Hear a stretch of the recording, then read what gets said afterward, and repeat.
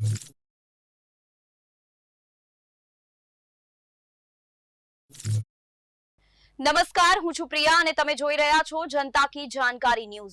નજર કરીએ આજના સમાચાર। પાટણ રાધનપુર 31ને લઈ રાધનપુર પોલીસ એક્શન મોડમાં। રાધનપુર પોલીસે વાહન ચેકિંગ ડ્રાઈવ શરૂ કરી। 31 ડિસેમ્બરની ઉજવણીને ધ્યાનમાં રાખીને રાધનપુર પોલીસ એક્શન મોડમાં આવી ગઈ છે। પોલીસે દારૂબંધીના કડક અમલ માટે વાહન ચેકિંગ ડ્રાઈવ શરૂ કરી છે। આ ડ્રાઈવ અંતર્ગત રાધનપુર ભાભર હાઈવે પર વાહનોનું સઘન ચેકિંગ હાથ ધરવામાં આવી રહ્યું છે। ખાસ કરીને બનાસકાંઠા તરફથી આવન-જાવન કરતા વાહનો પર કડક નજર રાખવામાં આવી રહી છે।